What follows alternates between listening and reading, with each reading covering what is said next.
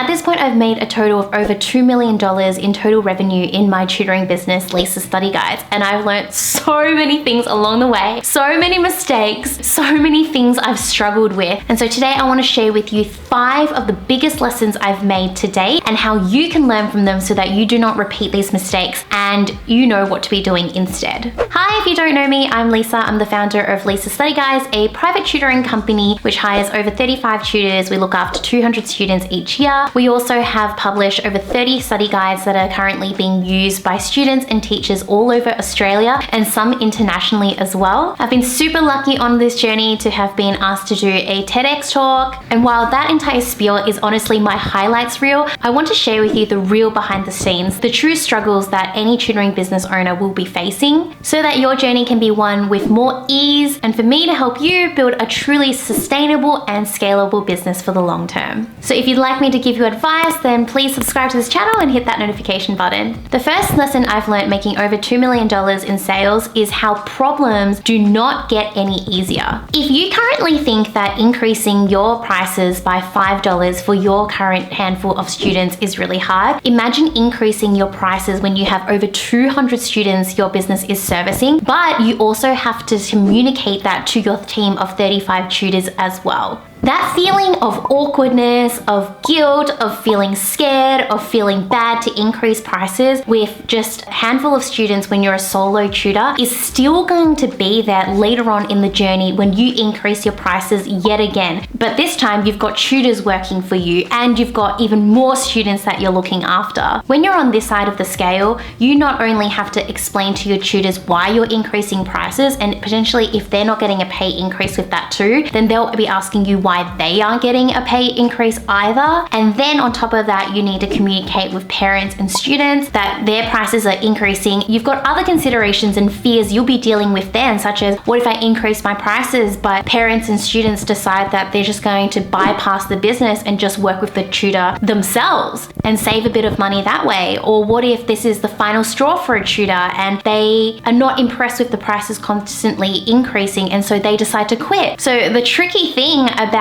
being in business is that as your business grows, your problems actually get bigger in a way. But the way that I like to remind myself is that if you've been able to get your business to a certain stage, it's because you've been able to prove at an earlier stage that you have been able to deal with those problems successfully. And when you've been able to deal with those problems successfully, your business decides to give you the next problem that it knows you're ready for. So going back to that example, if you're a solo tutor and you never increase your prices but you're always charging the same thing, then it is comfortable, but that is where you're going to be forever. You're not going to be able to hire tutors because you're not charging enough to be able to pay those tutors. So there were many times in my business where I was just so frustrated and I was so exhausted by all the problems that just kept happening, and the bigger the business grew, the bigger the problems were getting. Now, however, being able to reflect, I understand that this is actually just the nature of business. You are in business because you're solving problems, and you're not just solving problems for your customers and providing them service, but you also have to solve your own internal problems in the business as well. So knowing that because I've been able to prove myself in the past and I can do this yet again is what gives me reassurance that I can continue to solve even bigger problems in the future. The second biggest lesson I've learned making over $2 million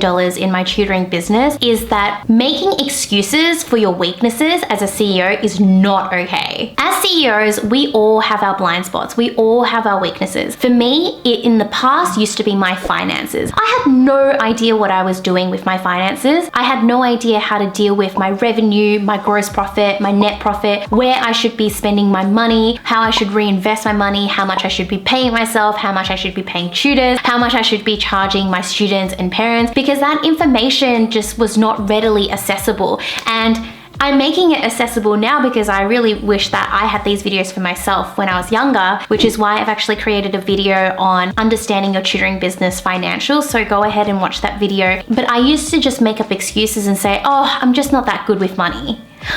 Why did I do that? I procrastinated for such a long time that it basically meant I was paying my tutors too much because I was paying them out of guilt and I had no idea how much I should be paying them. So I just gave them more money, which left not enough money left over for the business to actually grow it, to the point where I got told by my advisor that if we kept going the way we were going, this business wouldn't be surviving. The reason why I wish I hadn't procrastinated was because if I had been proactive and if I had sorted this out earlier in my business, two things would have happened. One is I wouldn't have missed out on lost opportunity. So I've missed out on hundreds and thousands of dollars because I was not charging the correct amounts, which just meant that I was losing money from the table. But also secondly, it became a bigger problem later on, which goes back to my first point, in that as your business grows, problems get bigger. If I had sorted out my finances properly in the very beginning and I got to understand my numbers, I knew exactly what ratios I needed in order to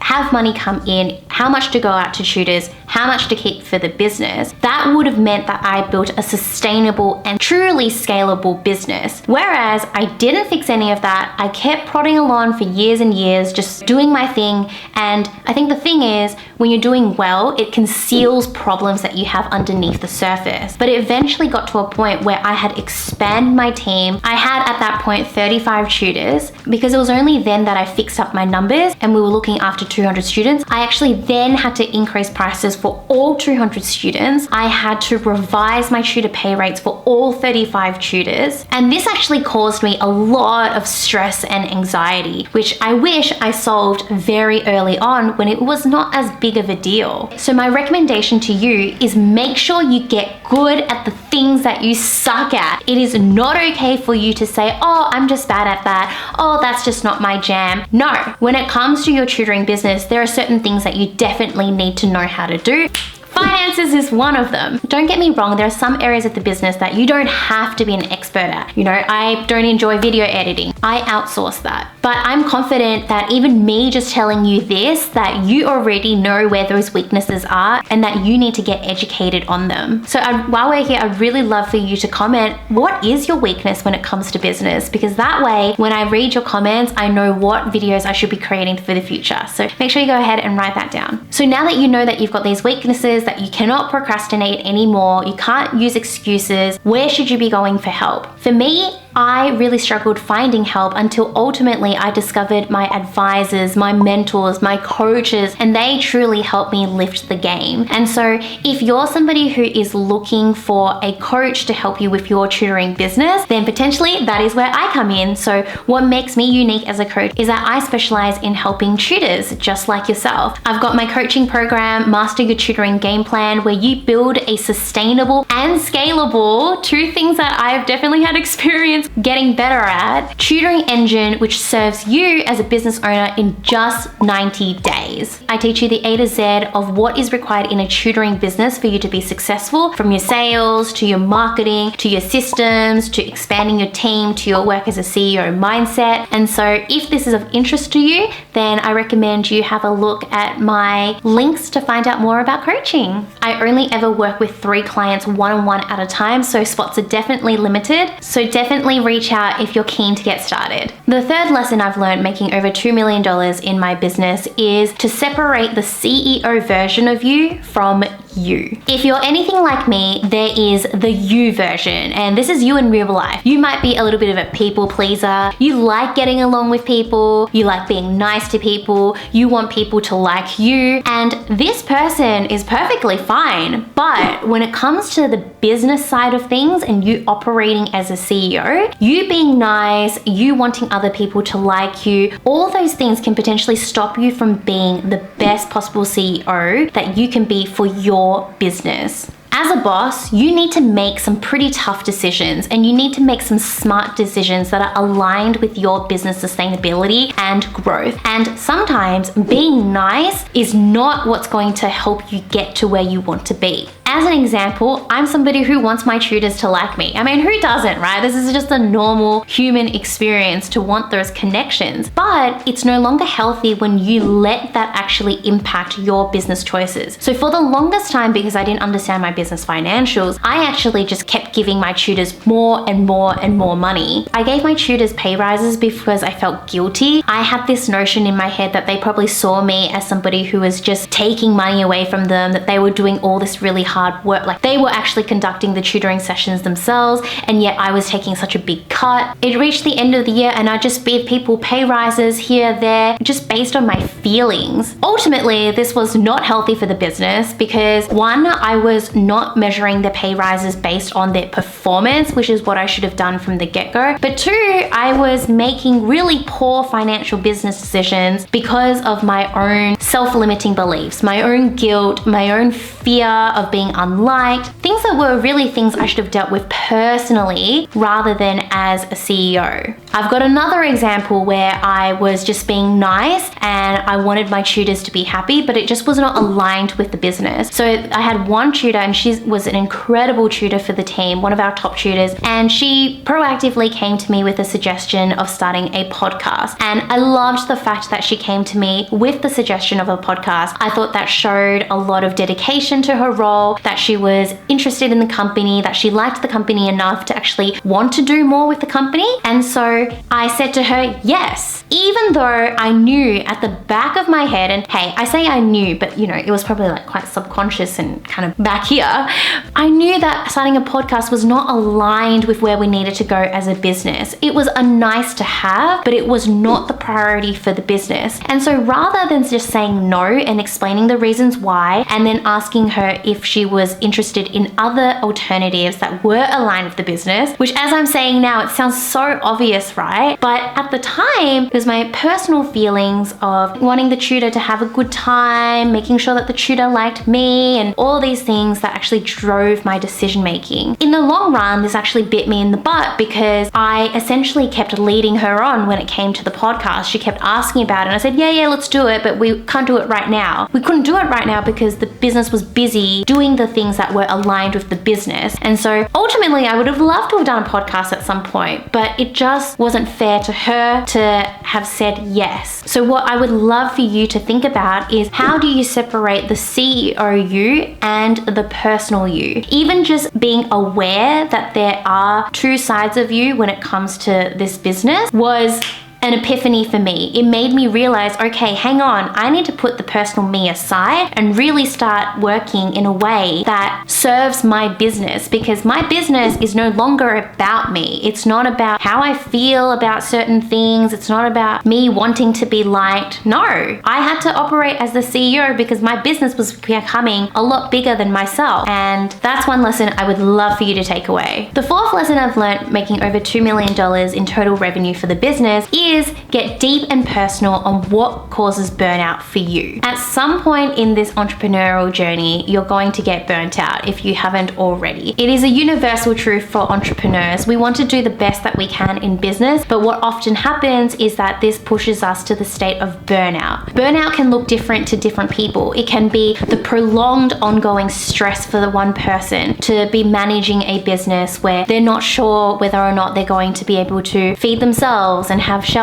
For another person, it could be creative burnout, being on the content hamster wheel and consistently churning out content day after day, week after week, month after month, to the point where you run out of ideas, you're not feeling inspired anymore, and you just don't even want to show up in front of the camera to actually create that content. For me, what I've learned over time, and this is me repeatedly getting burnt out year after year after year, is that I can only be productive 4 to 5 hours each day. Any more than that, I start to fizzle out. I'm no longer as productive. This is actually one of the reasons why I actually quit being a pharmacist when I was doing the 9 to 5, because I would often come home and be exhausted. I'd be very grumpy towards my family, which was not fair on them, but I'd also get very sick all the time. And I think that's because I was just truly just so tired. And so now what I do is I actually only work 20 to 25 hour weeks, but I know that by working so few hours, I'm actually able to be incredibly productive in those hours. It also really forces forces me to be switched on with what I actually do in those hours, rather than just doing more for the sake of more and for the sake of feeling busy and productive. When I actually meet a lot of my coaching clients, a lot of them are feeling quite burnt out. They feel quite stressed and they're managing a lot on their plate, which is why a big element of my coaching program is actually on systemization. It's really asking yourself questions of, how do I streamline my processes? How do I outsource so that I can delegate and free up my time? How can I automate as many of my systems as possible via software so that I don't need to be manually doing them, so that I can also free up my time to either work on my business as a CEO rather than in it, or alternatively, and you should be doing this, deciding to spend time in other areas of your life that you enjoy, such as spending time with family, friends, your hobbies, self-development, whatever it is. I really believe that we became business owners because we wanted to be in charge of our own time, not the other way around, where your business becomes like a prison where you are obliged to actually serve it. So get really clear on what causes burnout for you. Make sure you put in place systems and boundaries so that you don't get yourself to the point of burnout. Next lesson I've learned building this business to making over $2 million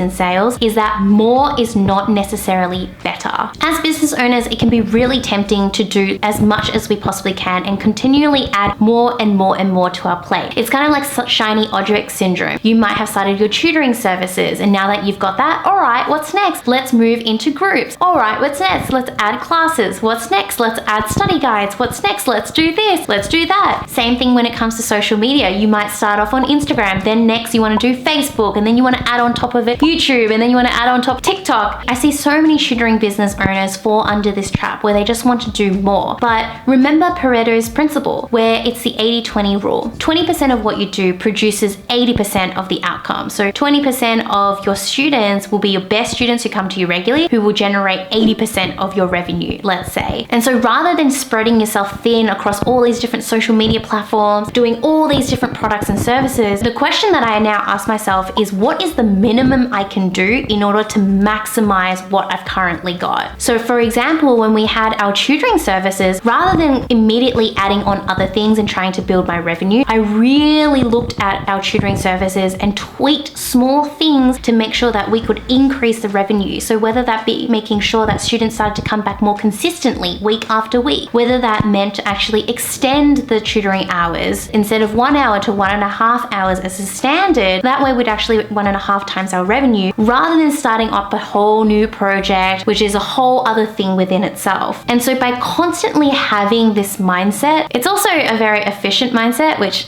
I am an ENTJ according to Myers-Briggs, so efficiency is part of my blood. I love efficiency. It's also why I teach it to all my clients, because I know that efficiency doesn't come necessarily as naturally for everyone, which is where my strength comes into helping them. By having this mindset and by really focusing on what is absolutely necessary rather than just adding more and more and more, I've now been able to actually reduce my total working hours in Lisa Study Guides down to 5 hours a week. So yes, I work 20 hours a week, but most of that now is on my own coaching. It's on my own stuff for Tutor Boss. But Lisa Study Guides is operating very healthily by itself, with me doing 5 hours a week, and I'm doing that in the areas that I enjoy. So I'm doing the marketing there and the finances there. I actually talk more about this concept that more is not necessarily better, because it applies also to more tutors is not necessarily better. So for example, in my free masterclass, I actually share how I grew my team up to 50 tutors, but now I've actually reduced it down to 35 tutors, and yet we're actually more efficient. We make more revenue overall. We have better customer satisfaction numbers. And so if you're interested in learning how you can avoid doing more and actually start operating in a smarter, more efficient way, then I recommend you go and have a watch of my free masterclass, the 3-step framework to a 6-figure tutoring business. I also share with you 3 of the common mistakes tutoring business owners make, why they make them, and how you can avoid them so that you can truly build a successful, sustainable, and scalable business. Thank you so much for watching all the way until the very end of this video. I am so grateful for you, and I really appreciate you for being here and for tuning in. If you have reached all the way to the end of this video, don't forget, I'd really love for you to comment down below, what are your weaknesses when it comes to your tutoring business? That way I can create more videos for you that are aligned with what you need. Otherwise, I will see you all soon. Bye!